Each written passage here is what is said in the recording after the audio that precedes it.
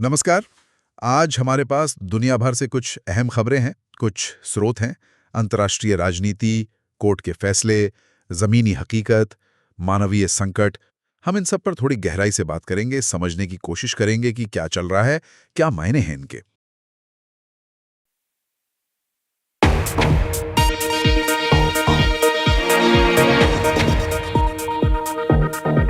BBC दुनिया में आज देखिए, ट्रंप टैरिफ पर अमेरिकी कोर्ट ने लगाई रोक।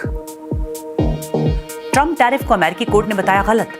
डोनाल्ड ट्रंप ने भारत समेत दुनिया भर के देशों पर लगाया था टैरिफ। कोर्ट ने कहा, राष्ट्रपति ने अपने अधिकारों के दायरे से बाहर जाकर उठाया यह कदम।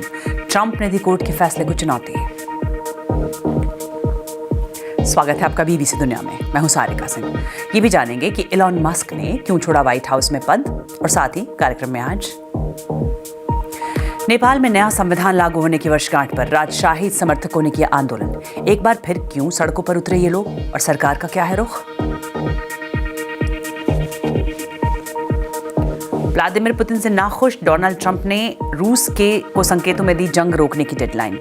इस बीच फ्रंटलाइन पर रूस से मुकाबले के लिए कौन सा नया हथियार इस्तेमाल कर रहे हैं यूक्रेनी, दिखाएंगे फ्रंटलाइन से स्पेशल रिपोर्ट।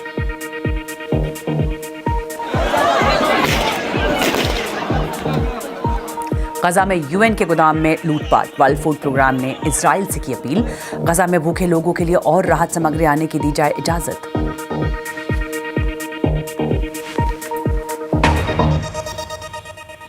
कुछ दिन पहले अमेरिका के राष्ट्रपति डोनाल्ड ट्रंप ने दुनिया के कई देशों पर जो टैरिफ लगाया था, उसे अमेरिकी कोर्ट ने रोक दिया। अमेरिकी फेडरल कोर्ट ने एक फैसले में यह कहा कि अमेरिकी राष्ट्रपति डोनाल्ड ट्रंप का दुनिया भर के देशों पर टैरिफ लगाना अपने अधिकारों की सीमाओं से बाहर जाकर उठाया गया कदम है। ट्रंप ने इस फैसले के खिलाफ अपील दायर की है। अमेरिका के कोर्ट ऑफ इंटरनेशनल ट्रेड ने उन छोटे अमेरिकी बिजनेस के पक्ष में फैसला सुनाया जिनका कहना था कि ट्रंप को इमरजेंसी कानून का इस्तेमाल करके लगभग हर देश पर टैरिफ नहीं लगाना चाहिए था। 3 जजों ने कहा कि अंतर्राष्ट्रीय कारोबार को रेगुलेट करने का अधिकार सिर्फ कांग्रेस यानी अमेरिकी संसद के पास है। साथ ही कहा कि लगभग हर टैरिफ को 10 दिनों के अंदर हटाना होगा, और अगर ये फैसला लागू होता है तो ये डोनाल्ड ट्रंप की आर्थिक नीतियों के लिए एक बड़ा झटका होगा। और ये फैसला आते ही एशिया और यूरोप के स्टॉक मार्केट्स में शुरू में उछाल देखा गया। वॉल स्ट्रीट में भी फ्यूचर स्टॉक इंडेक्स में 1.5% से ज़्यादा का उछाल देखा गया, लेकिन बाद में गिरावट आई। ट्रेड एक्सपर्ट्स अब ये समझने की कोशिश कर रहे हैं कि इस घटनाक्रम का असर क्या होगा। व्हाइट हाउस के प्रवक्ता ने कहा कि जजेस ये नहीं तय करेंगे कि नेशनल इमरजेंसी के मामले में क्या कदम उठाए जाएं, लेकिन अगर अमेरिकी अदालत इस फैसले को बरकरार रखती है तो जिन बिजनेसेस ने टैरिफ का भुगतान कर लिया है वो उन्हें ब्याज के साथ वापस मिलेगा। और ट्रंप ने अप्रैल के महीने में भारत से आयात किए जाने वाले सामान पर भी 27% टैरिफ लगाने का ऐलान किया था। उन्होंने कई बार कहा कि भारत अमेरिका पर बहुत ज़्यादा टैरिफ लगाता है। अमेरिका का भारत के साथ $45 बिलियन का ट्रेड डेफिसिट यानी कारोबारी घाटा है, और ट्रंप ने इसे लेकर भी भारत पर निशाना साधा है।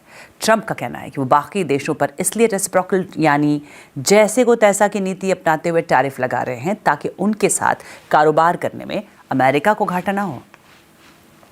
हालांकि बाद में ट्रंप ने भारत समेत दुनिया भर के देशों पर लगाए रेसिप्रोकल टैरिफ 90 दिनों के लिए टाल दिए ताकि इस दौरान देशों से नए सिरे से मोल भाव किया जा सके। तो अब कोर्ट के आदेश का क्या असर होगा, इस पर और जानकारी दे रहे हैं बीबीसी संवाददाता जेक क्वान।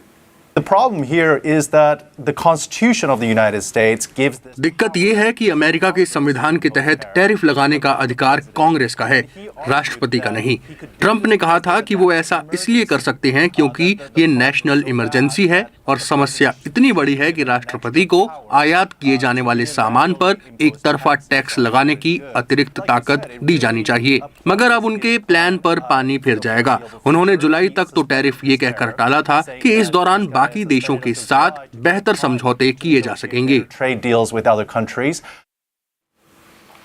अमेरिकी कॉमर्स डिपार्टमेंट में अंतर्राष्ट्रीय कारोबार के अंडर सेक्रेटरी रह चुके फ्रैंक लेविन का कहना है कि कोर्ट का आदेश डोनाल्ड ट्रंप के लिए एक बड़ा झटका है।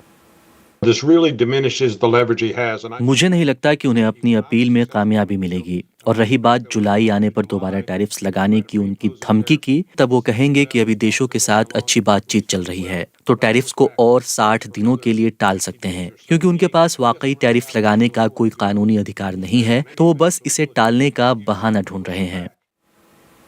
एक और तो टैरिफ पर ट्रंप प्रशासन को कोर्ट की सख्ती का सामना करना पड़ा है, वहीं अमेरिकी अरबपति एलॉन मस्क ने राष्ट्रपति डोनाल्ड ट्रंप की स्पेशल टास्क फोर्स से हटने का ऐलान किया है। ट्रंप ने मस्क को डिपार्टमेंट ऑफ गवर्नमेंट एफिशिएंसी या डोज का चीफ बनाया था। इस डिपार्टमेंट का काम अमेरिकी सरकार के खर्चे घटाना था। पद छोड़ने के बाद मस्क ने ट्रंप को शुक्रिया कहा और कहा कि ये विभाग वक्त के साथ और मजबूत होगा। इससे पहले मस्क ने डोनाल्ड ट्रंप की ओर से लाए गए टैक्स एंड स्पेंडिंग बिल को बेहद निराशाजनक बताया था। और अब बात मिडिल ईस्ट की। गजा में खाने की कमी मुश्किल हालात पैदा कर रही है। बुधवार को गजा में हजारों लोग यूएन वर्ल्ड फूड प्रोग्राम के एक गोदाम में जबरन घुस आए। उसके बाद एजेंसी ने इसराइल से गजा में ज़्यादा राहत सामग्री भेजने की इजाज़त देने की अपील की है। भीड़ देर अल-बला के अल गाफरी गोदाम में घुसी और वहां से आटे की बोरियां और फूड कार्टन उठा ली गई। WFP का कहना है कि इस घटना में कम से कम 4 लोगों की मौत हुई है, कई घायल हुए हैं। एक बयान में एजेंसी ने तुरंत सहायता बढ़ाने की मांग की है ताकि फ़लस्तीनियों को भरोसा दिलाया जा सके कि वो भूखे नहीं मरेंगे। इससे पहले मंगलवार को रफ़ा में भी ऐसे ही हालात देखने को मिले थे, जब अमेरिका समर्थित एक प्राइवेट संगठन गजा ह्यूमैनिटेरियन फाउंडेशन यानी GHF के गोदाम पर भी हताश फ़लस्तीनियों की भीड़ ने धावा बोला था। संयुक्त राष्ट्र मानवाधिकार कार्यालय का मानना है कि 47 फ़लस्तीनी घायल हुए, इनमें से कई इजरायली फायरिंग में घायल हुए। इजराइल ने कहा कि ये गोलीबारी चेतावनी देने के लिए की गई थी। संयुक्त राष्ट्र में इजराइल के राजदूत डैनी डैनन ने यूएन पर माफिया जैसे व्यवहार का आरोप लगाया है। उनका कहना है कि यूएन गजा में अमेरिकी सहायता प्रयासों में सहयोग करने वाले संगठनों को धमका रहा है और GHF अमेरिकी सिक्योरिटी कॉन्ट्रैक्टर्स का इस्तेमाल करती है और यूएन को पूरी तरह दरकिनार करती है। यूएन का कहना है कि इस एजेंसी की व्यवस्था ना तो काम करेगी और ना ही उसका तरीका नैतिक तौर पर सही है। इस पर और जानकारी दे रही हैं BBC संवाददाता योलान nail. It's becoming contentious, it's becoming politicized, and at the same time what we're seeing is that people... मामला विवादों में फंसता जा रहा है और राजनीतिक रंग भी ले चुका है। दूसरी ओर गजा के लोग बेचैन हो रहे हैं। जरूरत के मुकाबले बहुत ही कम राहत सामग्री वहां पहुंच रही है। ईंधन, खाना बनाने की गैस और पीने के पानी जैसी अहम चीजें नहीं पहुंच रही हैं। बस थोड़ी मात्रा में खाना और मेडिकल सप्लाईज ही पहुंच रहे हैं। वर्ल्ड फूड प्रोग्राम ने कहा है कि उसके गोदाम से जो तस्वीरें आई हैं उनसे पता चलता है कि हालात कितने डरावने हो चुके हैं। वीडियो में दिखा कि सैकड़ों हजारों की भीड़ गोदाम में घुसी और आटे की बोरियां वगैरह उठाने लगी। फिर गोलियों की आवाज भी सुनाई दी। फिलहाल ये साफ नहीं है कि गोलीबारी किसने की।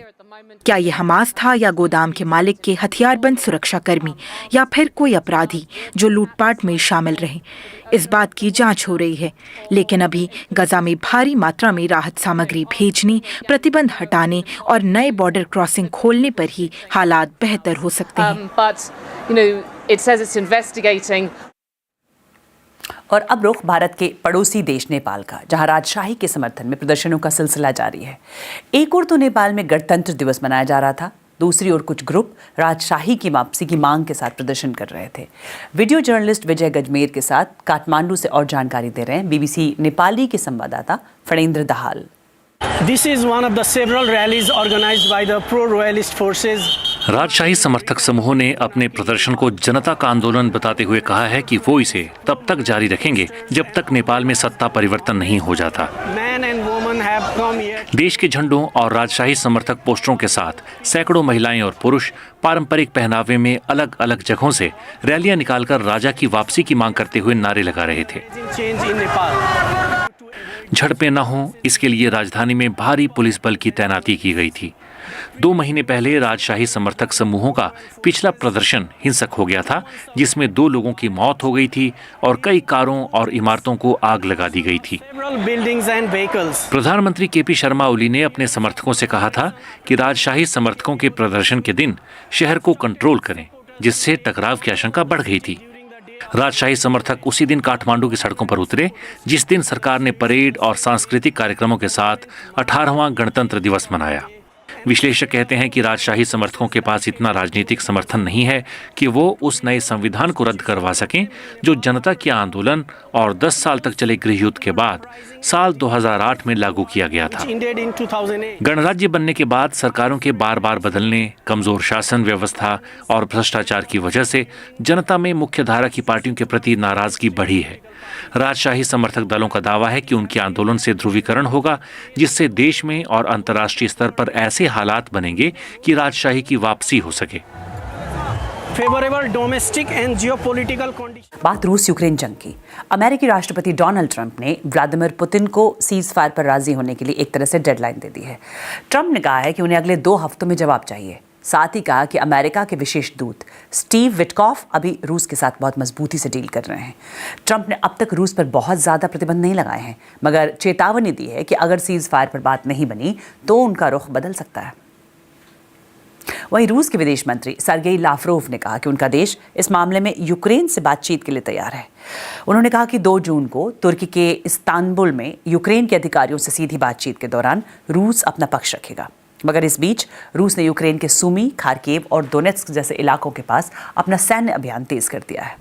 बीबीसी संवाददाता योगिता लिमय, कैमरा पर्सन संजय गांगुली और प्रोड्यूसर इमोगन एंडरसन के साथ पूर्वी यूक्रेन में फ्रंटलाइन पर पहुंची। देखिए वहां से उनकी ये रिपोर्ट। पिछले कुछ दिनों में रूस ने यूक्रेन पर कई घातक हमले किए हैं। उनके निशान अब हर तरफ दिखाई दे रहे हैं, खासतौर पर फ्रंट लाइन्स के ठीक पीछे मौजूद इन कस्बों में। ये रुडेंस्क है जो पोक्रोव्स्क शहर के उत्तर में है। कस्बे की मुख्य प्रशासनिक इमारत और 3 अन्य अपार्टमेंट्स के ब्लॉक के बीचों बीच एक ग्लाइड बम गिरा है। हम कहीं दूर यूक्रेनी सैनिकों की ओर से ड्रोन को निशाना बनाने के लिए की जा रही गोलीबारी की आवाज सुन सकते हैं। Just in the past 2-3 weeks, things have changed. बीते 2-3 हफ्तों में फ्रंट लाइन पर हालात बदल गए हैं। जनवरी के बाद से अब रूस और आगे बढ़ चुका है। कईयों का मानना है कि गर्मियां आते ही हर बार की तरह हमले भी तेज हो गए हैं। हमने रूसी ड्रोन की आवाज सुनी। उसके बाद कहीं पर एक ड्रोन टकराया। हमने तुरंत दौड़ लगाई और पास में एक पेड़ के नीचे छिप गए। हमारे ठीक ऊपर ड्रोन मंडरा रहा है। ये डरा देने वाली आवाज इस युद्ध के सबसे जानलेवा हथियार की है। Stay or come. Come.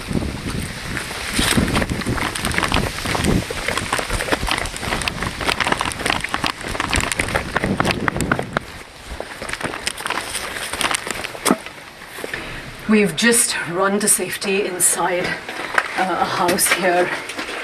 हम खुद को बचाने के लिए दौड़ लगाकर रुडेंस्क में एक घर में पहुंचे हैं। दरअसल हमने एक ड्रोन देखा था जो बहुत ही तेज रफ्तार से उड़ रहा था और हम अभी भी गोलियां चलने की आवाज सुन सकते हैं। शायद ड्रोन्स को गिराने की कोशिश हो रही है।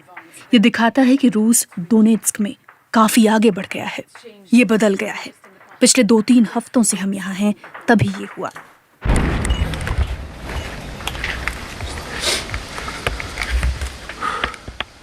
युद्ध लड़ रहे सैनिक का हर मिनट कुछ ऐसे ही बीतता है।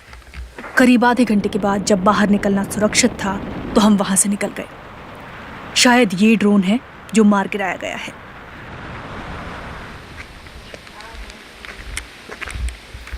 फ्रंटलाइन से दूर एक कस्बे में हमने देखा कि आधी रात बाद किए गए मिसाइल हमले ने कई घरों को नुकसान पहुंचाया है।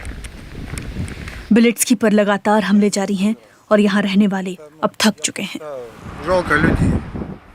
अलेक्जेंडर अब ये तय करने के लिए मजबूर हैं कि रुकें या निकल जाएं। काश ये सब रुक जाता। कोई भी युद्ध नहीं चाहता। वो कहते हैं कि बस अब बहुत हुआ। मगर ऐसा लगता है कि युद्ध रोकने के लिए डिप्लोमेटिक स्तर पर हो रही बातचीत रुक सी गई है और यूक्रेन हर लिहाज से अपने हथियारों के जखीरे को भरने में जुट गया है। ये सैनिक मैदान जंग के लिए एक नया हथियार बनाने में जुटा है। ये फाइबर ऑप्टिक ड्रोन है। इस ड्रोन के नीचे कई किलोमीटर लंबी केबल लगाई गई है। इस फाइबर ऑप्टिक कॉर्ड को कंट्रोलर से जोड़ा जाएगा, जिसका कंट्रोल पायलट के पास होगा।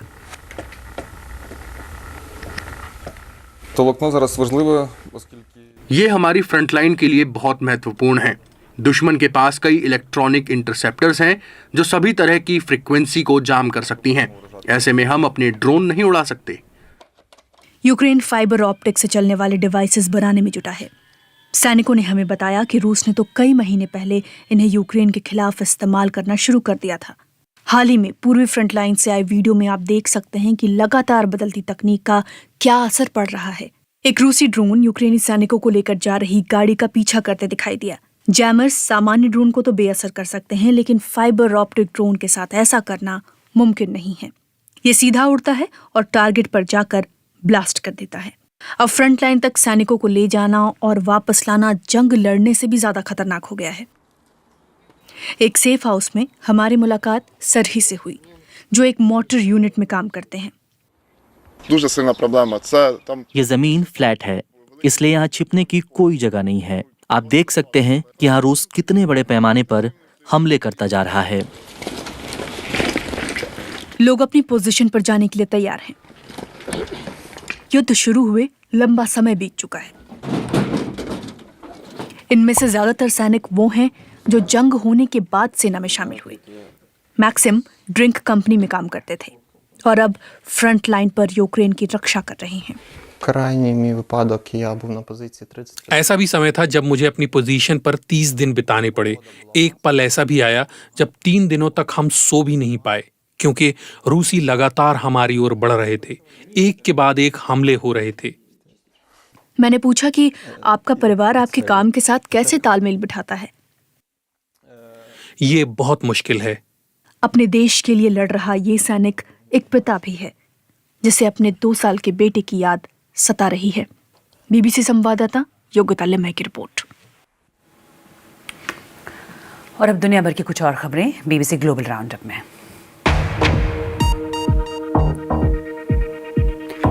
अमेरिका और सीरिया के रिश्ते बेहतर होते दिख रहे हैं।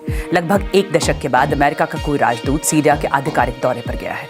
इसी महीने अमेरिका ने सीरिया पर लगे प्रतिबंध भी हटाए, ताकि सालों से गृह युद्ध की मार झेलता रहा सीरिया खुद को रीबिल्ड कर सके। सूडान की राजधानी खार्तूम में कॉलरा यानी हैजा फैलने से 70 लोगों की मौत हुई है। वहां के स्वास्थ्य अधिकारियों ने ये जानकारी दी है। इन्फेक्शन के मामले और बढ़े जब पैरामिलिट्री रैपिड सपोर्ट फोर्स के ड्रोन हमले में बिजली और पानी की सप्लाई पर असर पड़ा। बीते 2 सालों से चल रहे गृह युद्ध के दौरान वहां संक्रामक बीमारियां बढ़ी हैं। साउथ कोरिया में नेवी का एक प्लेन क्रैश हो गया। इस हादसे में 2 लोगों की मौत हुई है। इस एयरक्राफ्ट पर 4 लोग सवार थे। 2 लोग अभी भी लापता हैं। ये घटना देश के पूर्वी हिस्से में पोहांग मिलिट्री बेस पर हुई। नेवी ने बताया कि प्लेन ट्रेनिंग मिशन पर था। घटना की जांच शुरू कर दी गई है। और ब्रिटेन के मैडम टुसाड म्यूजियम में खास जगह मिली है इस बार सॉसेज रोल को। वैक्स स्टैचू बनाने वाले लोगों का कहना है कि इसे भी उतनी ही शिद्दत से बनाया गया जैसे किसी सेलिब्रिटी का स्टैचू बनाया जाता है। ऐसा पहली बार हुआ है। इस वैक्स म्यूजियम में खाने की किसी चीज़ का स्टैचू लगा है और ये रोल्स वैसे भी काफ़ी मशहूर हैं। कार्यक्रम पर आप मुझे फीडबैक दे सकते हैं। एक्स पर मेरा हैंडल है @BBC सारिका। आज के लिए इतना है।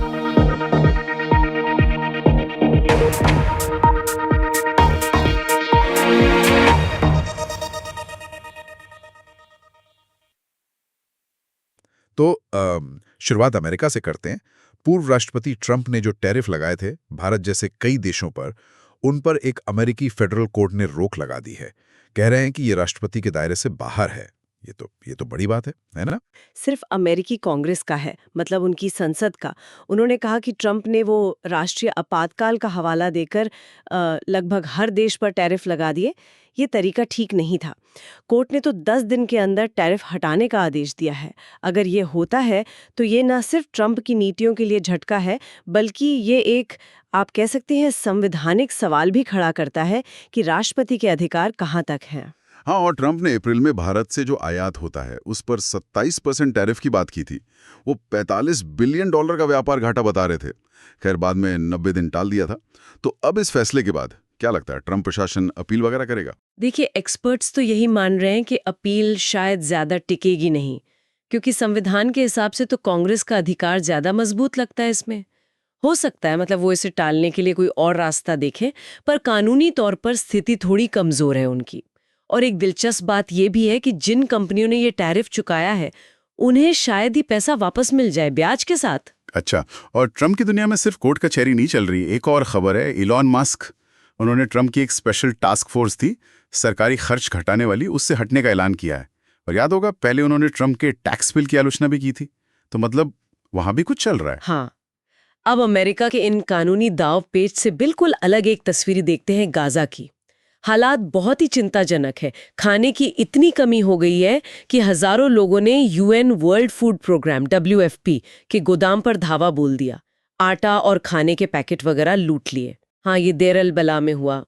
और दुखद बात यह है कि इसमें कम से कम 40 लोगों की मौत हुई है, कई घायल भी हुए हैं। WFP अब इजराइल से कह रहा है कि भाई और ज्यादा मदद भेजने की इजाजत दो। ऐसी ही एक घटना रफा में भी हुई, एक अमरीकी समर्थित संगठन के गोदाम पर।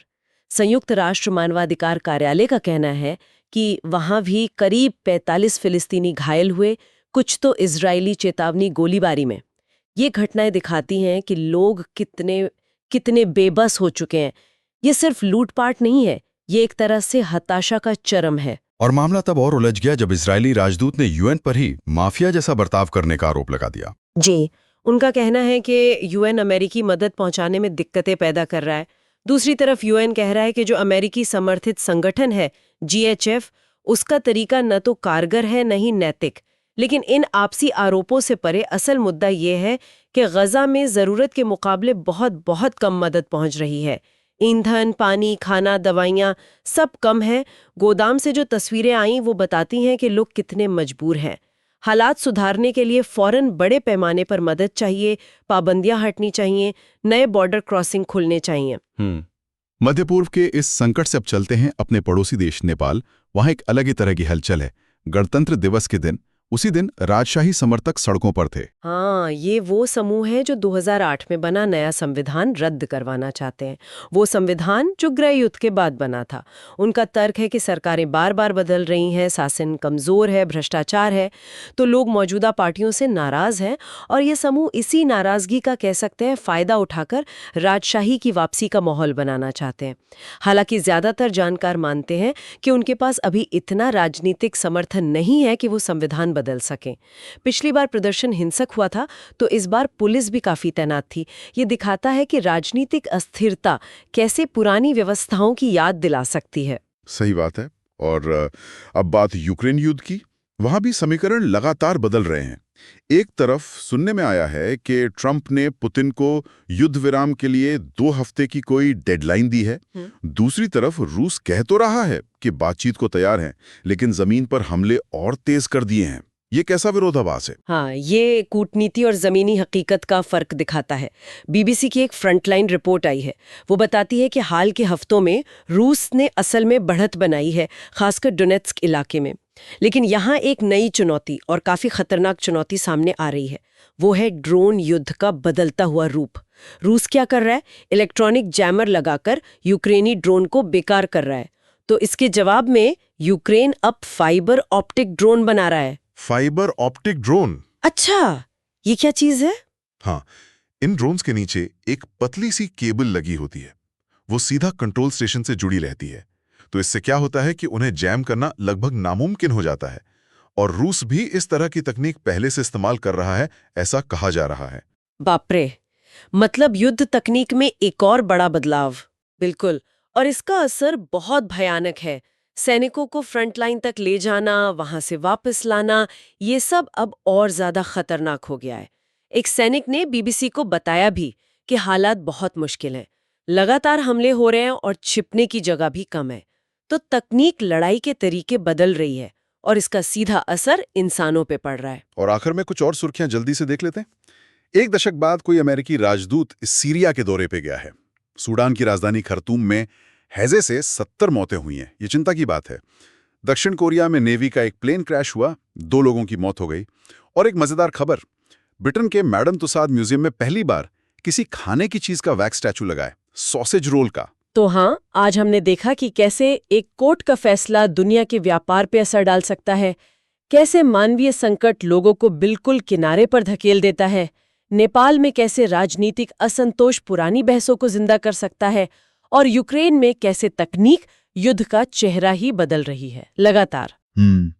ये सारी घटनाएं बेशक अलग अलग जगहों की हैं, पर इनमें एक जुड़ाव सा दिखता है। चाहे वो सत्ता के संतुलन का संघर्ष हो, या संसाधनों की कमी से पैदा हुआ संकट, या फिर तकनीक का अच्छा और बुरा दोनों तरह का असर। आज की इस बातचीत से एक सवाल मेरे मन में आ रहा है कि ये दुनिया इतनी तेजी से बदल रही है, जानकारी इतनी ज्यादा है, हर तरफ से आ रही है, तो क्या किसी भी मुद्दे की तह तक जाना, उसकी सारी परतें समझना पहले से ज्यादा मुश्किल हो गया है? और क्या वही तकनीक जो युद्ध में इतनी तबाही ला रही है, वही हमें दुनिया को बेहतर ढंग से समझने में मदद भी कर सकती है? ये सवाल शायद सोचने लायक है।